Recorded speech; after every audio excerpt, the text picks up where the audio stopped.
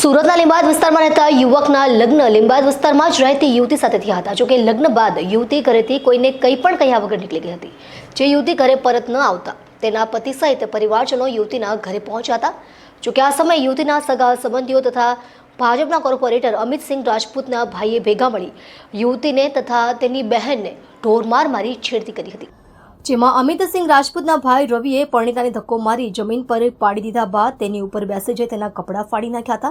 જેથી આખરે ભોગ બનનાર પરણિતાએ આ મામલે લીંબાદ પોલીસ મથકમાં ફરિયાદ નોંધાવતા પોલીસે તમામ સામે છેડતીનો ગુનો દાખલ કરી વધુ તપાસ હાથ ધરી છે. લીંબાદ વિસ્તારમાં રહેતા યુવકના લગ્ન લીંબાદમાં રંગીલા ટાઉનશીપમાં રહેતી યુવતી સાથે થયા હતા. જોકે લગ્નના થોડા સમય બાદ યુવકની પત્ની તેઓના ઘરમાં કંઈ પણ કહ્યા વગર ચાલી ગઈ હતી. જેથી આખરે બાદમાં યુવક તથા તેની બહેન અને તેની માતા ભેગા મળીને યુવતીના ઘરે મળવા ગયા હતા. આ સમયે ઘરે હાજર તેના સગા સંબંધીઓમાં દિનેશ શુક્લા, રાજેશ શુક્લા તથા કર્ણ શુક્લાએ ભેગા મળી યુવકને એલફેલ ગાળો આપી હતી. એટલું જ નહીં, તેઓએ ભેગા મળી ભાજપના નગરસેવક અને લાંબા સમયથી વિવાદમાં સપડાયેલા પૂર્વ શાસક પક્ષ નેતા અમિતસિંહ રાજપૂતના ભાઈ રવિ જમુનાસિંહ રાજપૂતને પોતાના ઘરે બોલાવી લીધા હતા. જેથી બાદમાં તમામે ભેગા મળીને યુવકને એલફેલ ગાળો આપી ઢીકમુકીનો ઢોરમાર માર્યો હતો. જેથી તેને છોડાવવા માટે વચ્ચે પડેલી બહેનને પણ તમામે ભેગા મળી એલફેલ ગાળો આપીને ઢીક મૂકીનો માર માર્યો હતો અને આ દરમિયાન તેની માતા વચ્ચે આવતા માતાને પણ માર માર્યો હતો.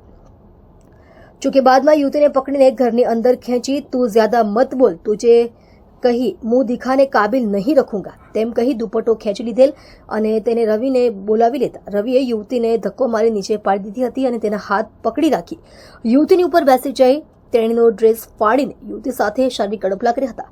જેથી યુવતીની માતા બૂમાબૂમ કરી હતી અને કરણ તેની બાજુમાં રહેલ લોખંડનો સળિયો લાવીને યુવતીની માતાને જમણા પગ પર મારી દીધો હતો.